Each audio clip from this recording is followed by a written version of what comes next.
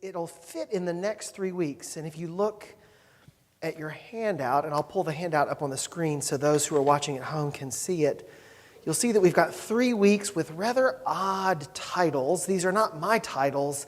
They're the titles given, they're the titles given to us by Edwin Friedman. Friedman was a rabbi and a therapist. His book that is just fabulous, that is used especially among clergy of all traditions, is called Generation to Generation. And Friedman brought the theory of family systems into congregational dynamics. And in the same way that when your sister goes through a health scare, that affects you and your children, so too in a congregation, when a member goes through a challenge, a health scare, it affects all of us. And Friedman had some wonderful insights into the relationships that we share with each other. And we're going to do 3 weeks. And each week, I think, my plan is, I think we're going to read 2 of Friedman's Fables, and we'll talk about them. This might feel more like a social science class than a church class, but I bet you will discover quickly connections with our story, our scriptural story, and with our relationship with God and with each other in the church. Today we're going to look at 2 fables from the first section of his collection of fables called The Failure of Syntax. But before we do that, let's pray together. I've chosen for this series a prayer for families out of the prayer book, and I've left it in the Elizabethan, the Right One language, just because I think it's some beautiful language that is worth hearing and saying. But let's pray aloud this prayer, which is at the top of the handout, and it's also on the screen. Let's pray this prayer for families together. Almighty God, our heavenly Father, who settest the solitary in families, we commend to thy continual care the homes in which thy people dwell. Put far from them, we beseech thee, every root of bitterness, the desire of vainglory, and the pride of life. Fill them with faith, virtue, knowledge, temperance, patience, godliness. Knit together in constant affection those who, in holy wedlock, have been made one flesh. Turn the hearts of the parents to the children, and the hearts of the children to the parents, and so enkindle fervent charity among us all, that we may evermore be kindly affectioned one to another through Jesus Christ our Lord. Amen. We're going to be reading from Edwin Friedman's book, Friedman's Fables. You can buy it. You can buy a copy of it for $10. This is my Kindle edition. I'm not going to print the book or copies of chapters of books because that feels like a copyright infringement. But we're going to read the Kindle version on the screen, so it's as if you're looking over my shoulder while we are reading these fables together. And I'm going to ask for a couple of volunteers to read the first one, and then there'll be a couple of volunteers to read the second one. It's long enough to benefit from hearing 2 voices. Who would start the first fable for us? Who would start the first fable for us? Thank you, James. Richard, would you take over with the second part? Do you mind? Great. And I'll tell you when to switch, okay? It's going to be on the screen. On the screen. All right. Friedman's Fables. Let me make sure I've got the right. Yes. The first one is called A Nervous Condition. James, and I'll turn the pages as you get to the bottom. Make sure you hold that microphone right up to your mouth. When little John was about a year old, his parents noticed very thin fibers protruding through his pores. After another few months, the fibers had extended themselves. They began to form curls. The condition alarmed his parents, so they took little John to a doctor. The physician, after examining him carefully, called in several specialists. They, in turn, summoned their colleges, and after conferring for several hours, announced, little John was unique in medical history. His ganglia was growing outside his skin. Since there was no record of having this happened before, it was not clear what the ultimate effects of such a condition would be. And since little John was otherwise in excellent health, it was decided to do nothing for a while but observe. Of course, one immediate problem was little John's rapidly developing extreme sensitivity to everything and everyone around him. His doctors alerted his parents, warning them that they must be super sensitive to his every move and touch. Being very sensitive people anyway, they readily agreed. As little John grew, so did his ganglia, until they trailed about him as he walked. While it was not a pretty sight, surprisingly it turned out to have some advantages.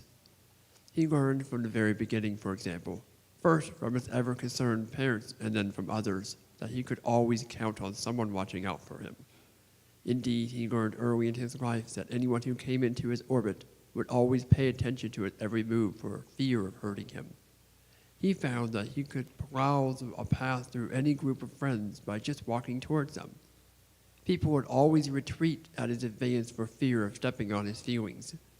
When he engaged in sports, or when he just wanted to be first in line, all he had to do was start in the direction he chose, and his approach itself proved to be an open sesame.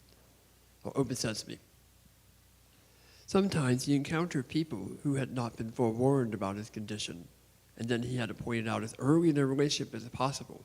Once they understood, however, they never tried to get in his way. All of this is not to say that individuals never felt resentment towards little John. Some of his classmates, and one of his brothers in particular, were very most competitive with him for certain goals, felt handicapped by his handicap.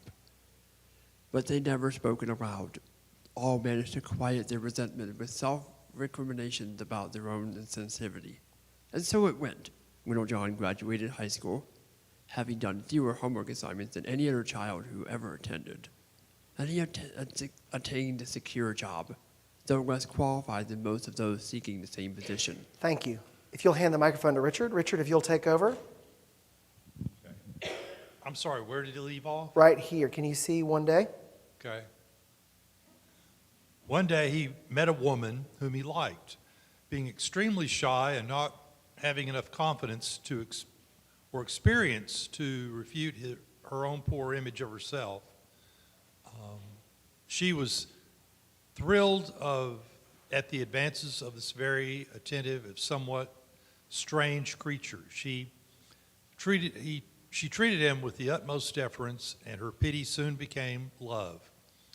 Everywhere they went, she watched out for him. In time, the guiding principle of her life became, how can I help this man avoid pain? But after they had been married a while, she began to tire. Still she tried, for this poor man could not help himself. But it became increasingly difficult for her to be constantly mindful of his needs. She decided to confess her increasing insensitivity to her friend. She mentioned it to her family, to her minister, to her doctor. She sought professional help. All comforted her and sympathized, but could offer little practical advice, and so they urged her to be more patient. She tried again to shape her existence to his needs. Then the headache started. Thus, thus the little tick in her eye. Soon she found that she was losing weight. Colitis. Okay, I'm sorry. I'm having to read this without my glasses. So. Sorry. Colitis further restricted her freedom, and it was not long before her thoughts were bordering on suicide. She dared not tell little John, of course, for fear of hurting him. Why, if he knew that all this was due to his condition, he would have been inconsolable. One day, as she was walking home, she chanced upon a mother cat giving suck to her newborn kittens. As they scrambled over one another to their thirst, the mother carefully guided each one to its turn, stretching out a firm but gentle paw as she laid continually on her side. The little John's wife noticed that one of the kittens had been born lame. Its leg had not been fully formed, and it had more difficulty maneuvering than the others. Strangely, it was also the most aggressive. While the other kittens, when satisfied, went off to sleep, this little one kept coming back to wiggle its way in front of the thirsty others.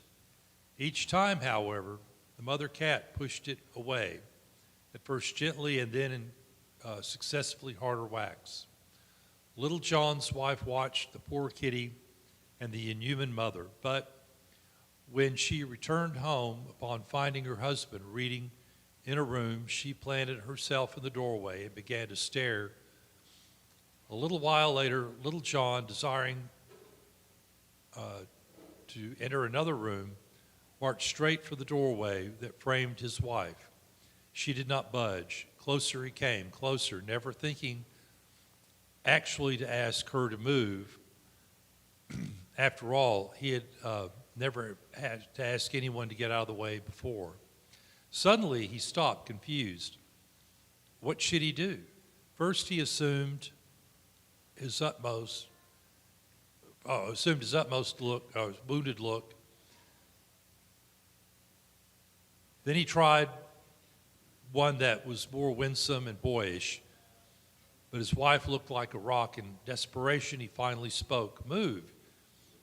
You know I cannot squeeze by. Nothing. What's the matter with you, he yelled. Why are you doing this to me? This is a trap. But then she did begin to move, not aside, but rather directly toward him. He retreated. She continued on. He moved back further, but still she came. Soon, he was cornered. Almost done. Almost done. Keep going. You're doing great. Okay, yeah. I appreciate it. Thank you. Have you lost your mind? He said incredulously. Careful there. You almost hurt me. He said pathetically. That did it. She raised a foot and stomped. And with all her might, she came down hard on one of his trailing nervous endings. He screeched, either with pain or shock. From pain or shock. Again, she stomped, and again and again. He ran past her, but she pursued. He screeched again, and the scream encouraged her more. Stomp, stomp. She continued chasing him from room to room, up and down stairs, to the cellar, to the attic, through the kitchen, to their bedroom, until exhausted, they both collapsed and fell asleep. When Little John's wife awoke, her headache was gone for the first time in months. Her eye, too, had lost its quiver, and for the first time in a very long time, she sighed without a pain and felt relaxed. But more astonishingly still was that she saw beside her, for when she looked at Little John, she found that his ganglia were no longer curled around him all about the floor. On closer examination, she realized they had disappeared altogether. In fact, they had completely recoiled inside his skin. Thank you. Bizarre? And I asked this before, right as we were starting, but I asked it before. Is anybody in the room a therapist, counselor, or social worker that sees people? At least one? Yeah, two, three? Yeah, right? All right, so I'm not going to put you on the spotlight and ask you to explain this to us, but we are going to talk about it. I've printed on your handout and on the screen the discussion questions that Friedman himself wrote for this fable. And before today's class, I wanted to circle all the ones that I wanted to make sure we talked about. But I circled 8 out of the 10, so I thought that's not really all that effective. James, would you run the microphone around the room for us, please? Let me ask the first one. Like, if the wife had come to you for advice, how would you have given her insensitivity training? Not her, just James, she doesn't have anything to say, but if you'll raise your hand, James will bring you the microphone. So if this woman had come to you seeking advice, what would you have done to help? What advice, what insensitivity training would you have offered? Raise your hand and James will bring you the mic.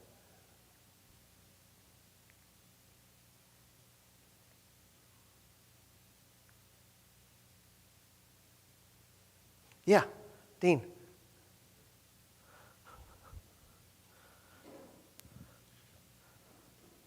My advice in situations like this is always communication.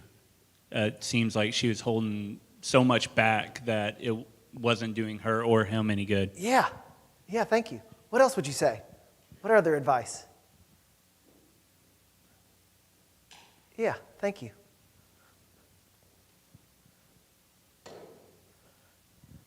You got to recognize the problem and deal with it head on. Yeah. Yeah, it's not going to go away. Yeah. What else? What other advice? Insensitivity training.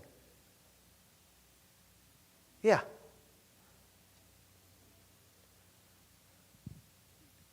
I think I would say considering your own needs is not bad. Yeah. That does not make you a bad person. Yeah, thank you. Thank you. I say that a lot. I bet the other counselors and therapists in the room say that a lot. Like, considering your own needs is not bad. Yeah, that's not wrong. Yeah, Brandy. In general, I would say insensitivity training would be, put yourself in the other person's place. Yeah? Like reverse roles. Like, how would you feel if this was happening? Yeah. Yeah. And just kind of do that role placement. Yeah, yes, and I think one of the challenges is that sometimes our instinct is to try to put ourselves so fully in the place of the other that we forget that we have feelings too. And maybe part of what we do is to say, why don't you say to somebody else, what do you think it would feel like if our roles were reversed? Yeah. Molly, in the back. Thank you.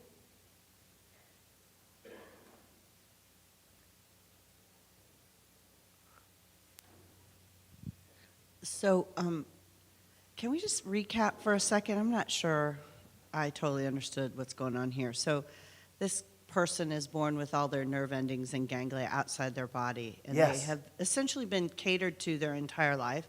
Yes. And then this woman falls in love Yes. by taking care of this person, Yes. and then she just gets fed up.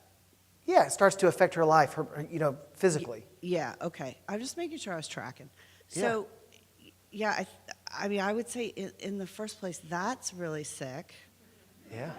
How the Yeah. way in which she fell in love with him as to take care of him. Yeah. I would start there. Yeah. Yeah, thank you. Yeah. Yeah. Yeah, I love it. Thank you. That's great. That's great. Yeah.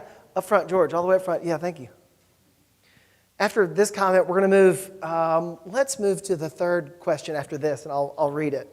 But go ahead, let's hear about this part. How would you offer insensitivity training? Yes, sir. That was a really good point just made, but it opens this issue that feelings are contiguous or continuous. They're not easy to be discrete. So when you open that, caring about someone, that's very akin to love anyway. And in itself, it's not toxic. It's when there's no reciprocity. But the trouble with feeling like that is it's so easy to go from one to another. It blends into the adjacent one. It's not healthy. I myself have done that with my partner. I'm not sure I tend to see too much. And I say, well, where was the line? Where is exactly the line? What is too much? Yeah. And one thing that I looked at is that it's too much when that other person itself isn't benefiting. All those concessions that were made throughout his life didn't really benefit him. They did in the short run, but they weren't really for his best either. Yeah. Yeah. Thank you. All right. So if the wife wants to continue to keep her husband's ganglia internal, sheathed, what changes in their marriage? What does that look like? Like, it doesn't mean, I don't think it means chasing him around and stomping. Like, that's an image, right? But so what does it look like? And maybe with that question, I'm not asking any of us to bare our souls in this moment, but maybe with that question, when we start to think about how the wife in the fable could keep her husband's ganglia sheathed, maybe we start to feel, in those relationships where I allow somebody else's problems to become so my problems, and how have I learned to navigate that? Again, I'm not asking you to tell a personal story, but let's talk in the language of the fable. How can the wife succeed in keeping those ganglia inside the body? What does that look like? What changes in their relationship? Yeah. Oh, I thought I saw a hand. I did not see a hand. I made it up. Yeah, Sarah.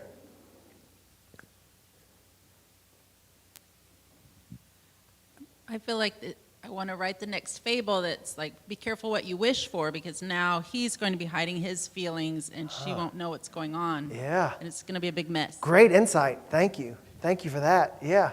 Yeah, which is the same problem, just from the other direction. Yeah.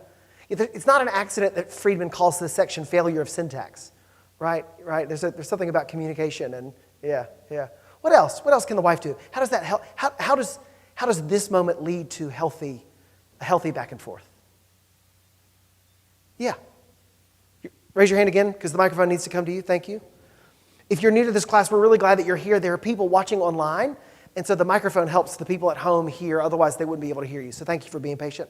Yes? The husband needs to man up and take responsibility for his own life. What man up? That's an interesting, yeah, but to take responsibility. Seems like she's done more of that, perhaps, than he has thus far, finally. Yeah, thank you. What else? What might she do?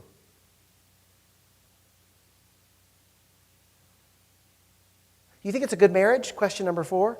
Was their marriage a good match? Molly seems to suggest no. What do you think? Yeah, Tiffany up front? Yep.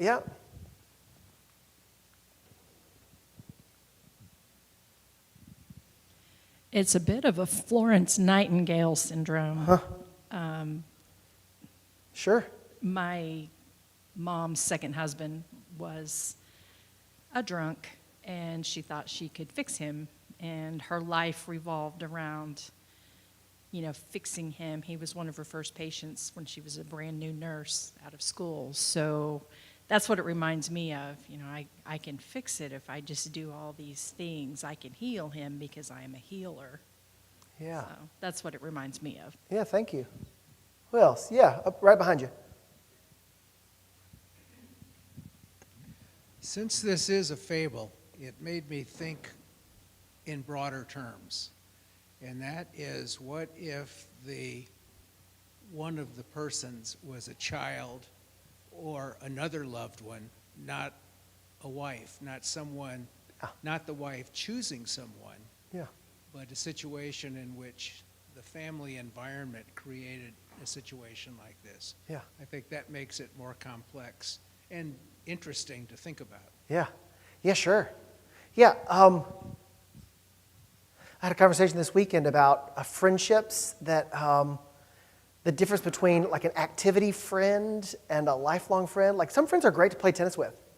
And that lasts as long as you want to play tennis. But, they're not the kind of person that we want to bare our soul to. And the relationship is beneficial, but it's not a lifelong relationship like a marriage or even like a child relationship. And I wonder, sometimes we just vote with our feet, right? We just stop having lunch with that friend. Harder when it's somebody you're yoked to, right? Whether it's a spouse or a child or a parent or sometimes a sibling or others, but somebody who needs you, right? And the need is genuine. Yeah.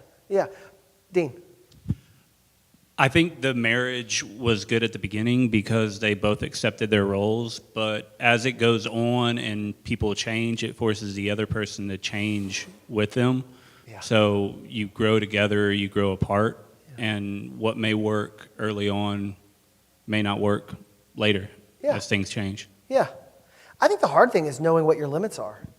Right? Hold on a second, James. One thing I say to people who come to me, when people come to me, I'm not a therapist, I'm not a counselor, but often people will come and say, I need prayer because I'm trying to take care of my mother and I'm at my wit's end, right? And sort of my language is, how long will you be able to do it until you're the one in the hospital and then I'm trying to pick, or somebody else is trying to pick up the pieces, right? Sometimes we have to name for people, like, to be honest about their limitations. Like, I want to help you.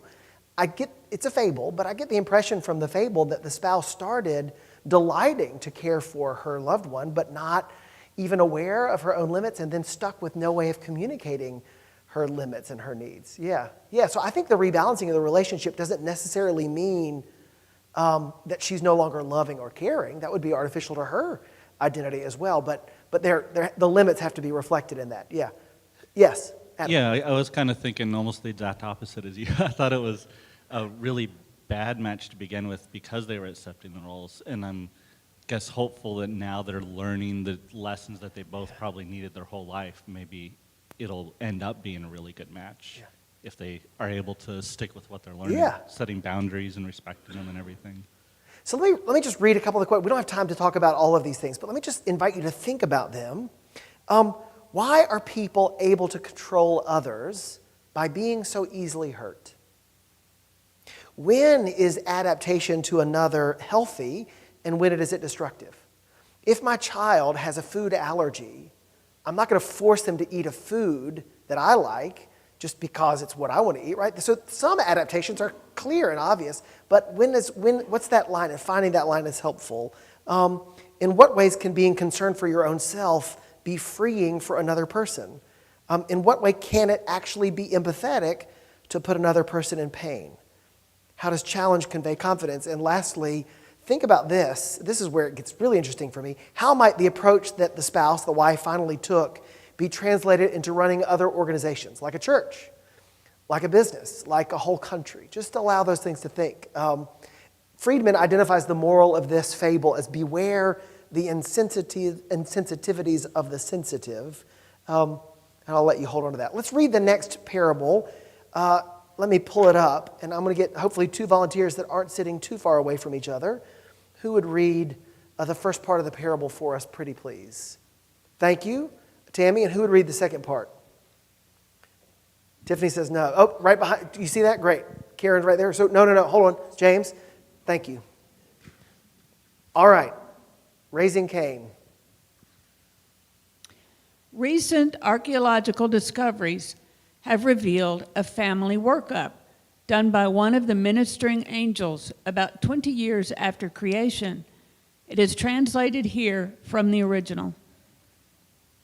This is a family of 4, mother, father, and 2 sons, fairly close in age. They came in because the sons have been quarreling a great deal, and both mother and father appear quite helpless to do anything about it. Most of the focus is on the older brother, who broods a lot, is extremely sullen, and is very jealous of his far more successful younger brother. The younger brother is not aware of his advantage and thus never tries to hide his success, his easygoing manner, or the rewards of his prosperity. The older seems totally unable to understand why fortune does not smile alike on him.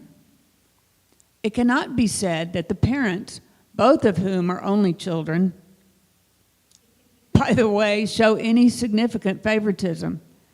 Yet I am quite sure it is something in their own style of life that is contributing to the very problem they want to solve. At the beginning of their marriage, both husband and wife seem to have lived in a very blissful state, naive, it appears, about what was happening all around them. Something, we're not sure what, changed that, and things have never been the same since. The husband growls continuously about his lot and why life has to be so difficult, whereas the wife never fails to remind him of how much pain she went through to bear him sons.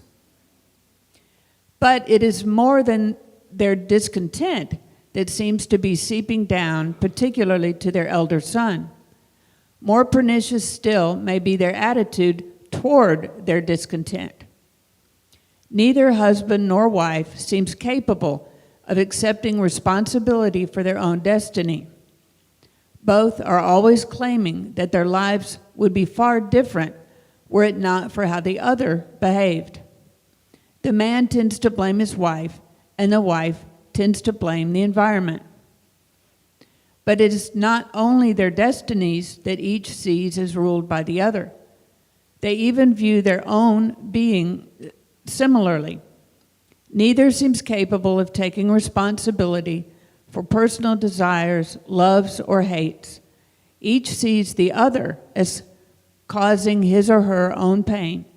Ironically, they thus each give their partner great power to guilt the other. Thank you. Let's change.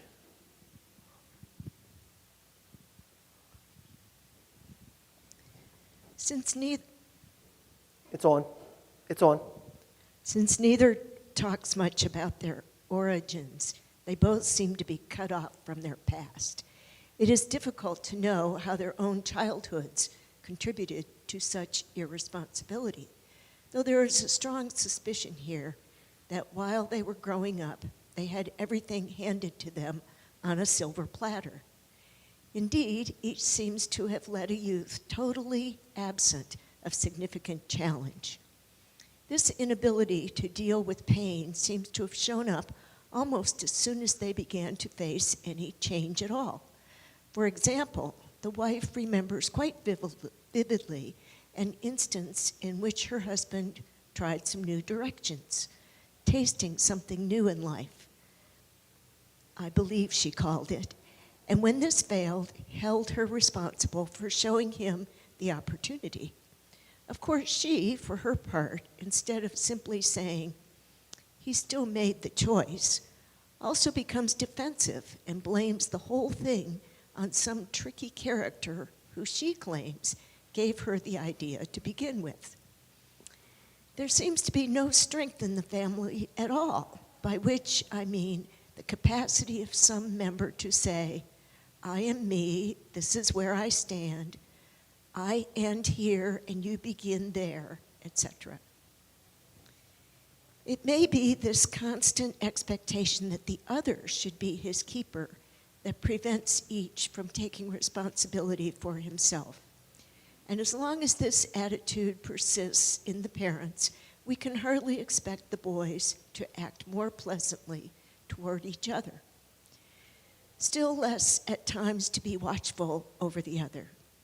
This situation will certainly leave a mark on one of them.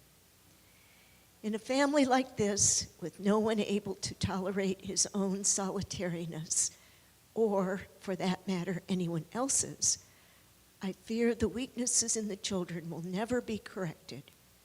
Actually, my fantasies are worse, for if the current inability each parent manifests to deal with his or her own pain continues, I fear that Cain's view of life will never truly focus on himself, and perceiving the source of all his problems in his brother, he may one day up and kill him.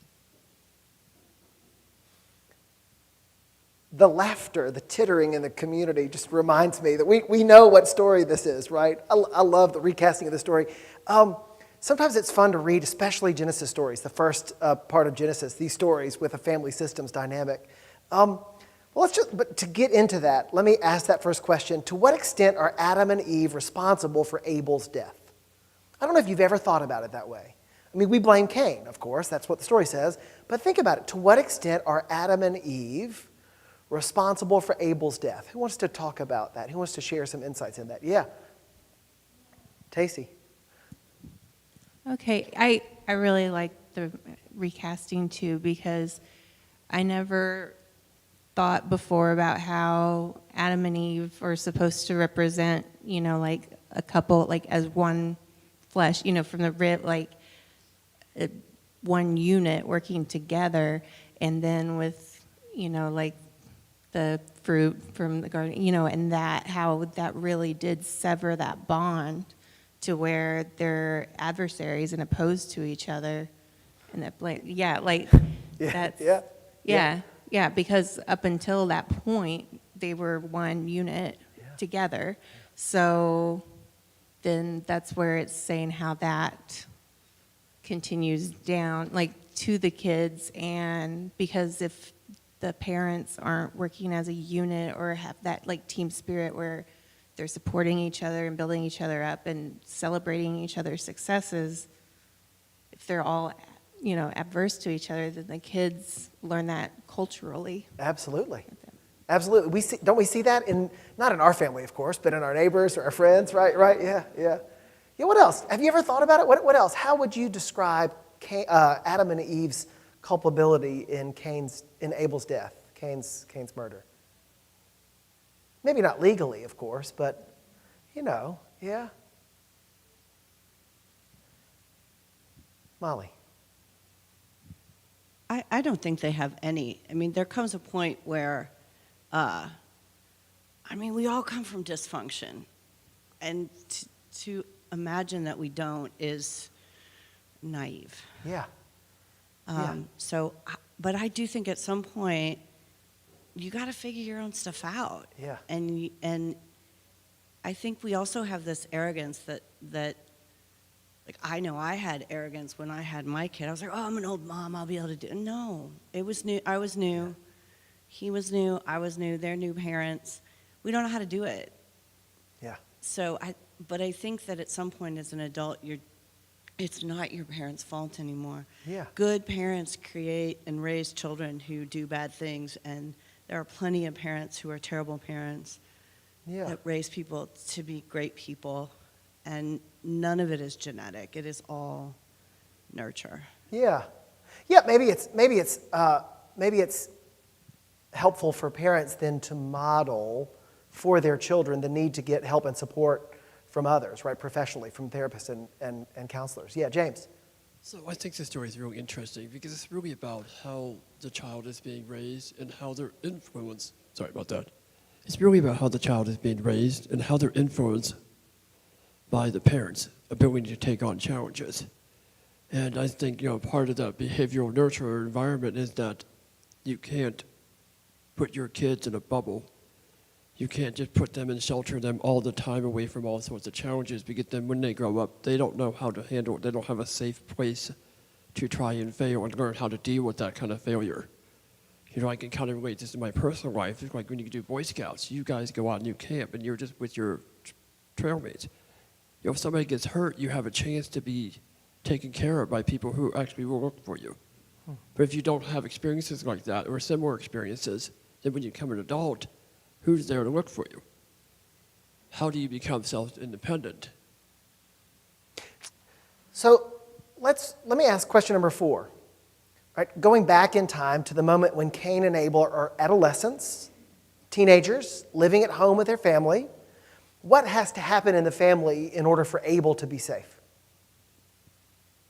What can parents do? What can Abel do? What can Cain do while they're still at home, while they're still teenagers? What can change or give in order for Abel to be safe? What needs to change or happen in order for Abel to be safe? Yeah.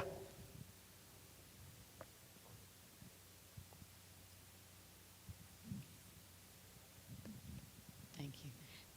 I think the first thing that has to happen is everybody in the family's got to be honest and say, here's how I'm feeling. Yeah. And hopefully that opens up something positive. Yeah. Yeah, probably need to be honest and also need to hear others honestly. And I think therapists are really good at that. Therapists help us be honest with ourselves, honest to our spouse, and also help us hear what our spouses or children or siblings are saying to us honestly. Yeah. Yeah, Haley. I think that Cain needs to be reminded that Abel is not the golden child, and he's probably not as successful as Cain thinks, and has his own insecurities that Cain just doesn't know about. I don't know. I've had these struggles in my family. Just thinking that one kid is more protected than the other, or more, just more favored and got more opportunities than the other. Yeah. Yeah, thank you. What else? How else would you describe what needs to change or what needs to happen in this family for Abel to be safe? Maybe I'll put it this way. If you had a time machine and you knew that your job, I don't know why it would be your job, but if you knew that your job was to save Abel's life and you went back in time, what would you do in that conversation with Adam, Eve, Cain, and Abel? Like, what would you say? What words would you use to invite the family? You couldn't make it happen, of course, but what words would you use to invite the family to grow in a way that preserves Abel's life? What would you say? Yeah, George, up front. James, up front. George, would you raise your hand again, please? One more time, George. He couldn't see. Camus used to say you're either in a state of rebellion or in a state of grace. And often a system, if one's in a state of grace, the other one ends up being in a state of rebellion. But it also, what is the success? Well, for one, Abel is able to just be on the good side of everybody. He does things, he's in harmony or synchrony with others, and that tends to lead to good fortune materially as well as emotionally. So what about the rebel, the one that's really doesn't quite fit in. He doesn't quite fit in because there's not a clearly defined goal for him that where he does fit in. There's not a state of grace available for him. So I guess what you want to do is to try to figure out within the family, starting with the parents and even including Abel, that Cain has his place. Yeah. That he has his place in his state of grace. Yeah. Yeah. Can Cain know his place until Adam and Eve know their place, their grace? Right, I see some shaking of heads, right? I love the invitation to a state of grace. What does it take for Adam to stop blaming Eve, to acknowledge his own failures, but also to accept that it's not the end of the world? He's got to move on, and the same for Eve, and then the same for Cain. It's funny how those things get imprinted from one generation to another. Let me ask question number 6. This might be the last question we have time for, but think about your own family of origin, the family that you grew up in. Think also about the family that perhaps you have raised. What were the factors that most shaped the messages that you heard from your parents and the messages that you transmitted to your children? What are the factors? What was going on that shaped that language? If you're willing to share, that's a personal request and no pressure, of course. But what are some of the factors that shaped what you heard from your parents and also what you've shared with your children? Yeah.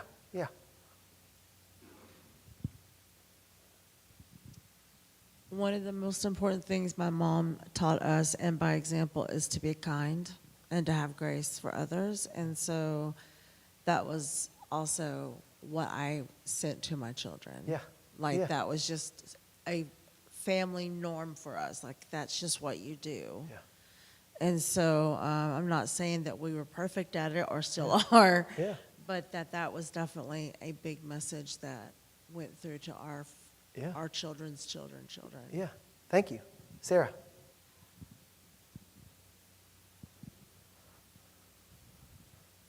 I would say the primary driver that I see better now that I'm a parent is my parents had such a strong sense of self. Maybe could have tampered it a little bit, but unapologetically themselves and very strong in their career, and then they had space for me to be myself, and so I think that was such a strong factor in that the messages that I received. Yeah. Adam. Dean first, and then back over to Adam, if you'll raise your hand in a minute. A big thing with me is my parents weren't big teachers, and I heard the phrase whenever I was in adolescence that really stuck with me, that more is caught than taught, and giving demonstrations of how the people you want our kids and my parents taught me just through doing. Yeah, thank you. Raise your hand again. Thank you. Elizabeth and Adam, yep, thank you. Here it comes. Yeah, my parents weren't always the greatest, but my brother and I both became parents at about the same time. And so we've had a lot of frank discussions with each other about what we liked and don't like about how we were raised, because we both had the same upbringing, so we get to bounce that off each other. Yeah. And my mom now, too, has joined a lot of those frank discussions about, okay, here's why I did that. Here's why I think it was dumb, and please don't do that to your kids. But so I just feel really lucky to have that sort of communication with people who know exactly how I grew up. Yeah, there's some redemption there. I love it. And Elizabeth, right in front of you? Yep. I think raising my own children, I concentrate a lot on coping skills, because bad things happen to everybody and that are difficult. And learning how to get coping skills early on in your life and not look at it as a failure, but maybe a learning experience that you can learn to cope better. Because I always felt like if you're 45 and you've never had anything difficult happen, you're going to have a really hard time coping in life. Yeah.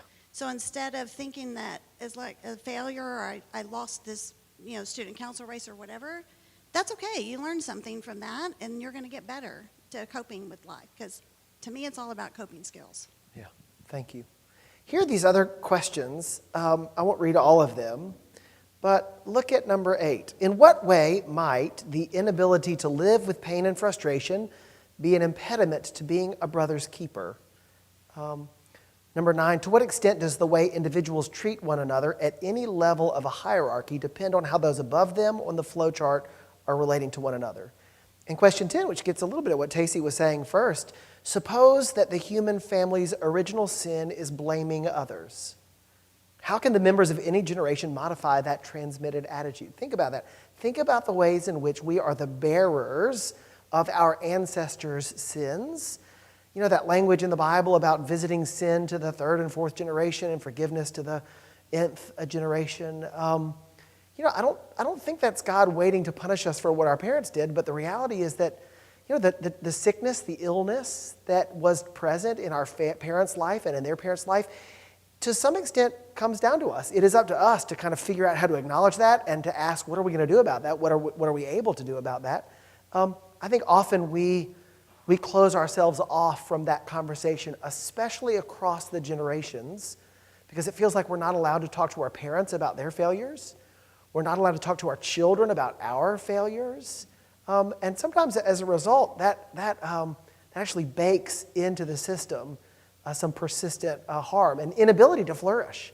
Well, I hope you've enjoyed this class. Next week we'll come back and we'll look at stories about demons of resistance. Why is it always so hard to get the people we love to do the things that we want them to do, even when we know that the things we want them to do are actually what's best for them? Why is that so hard to do? What's wrong with them? We'll talk about that next week, but I'm glad you're here. Thanks so much.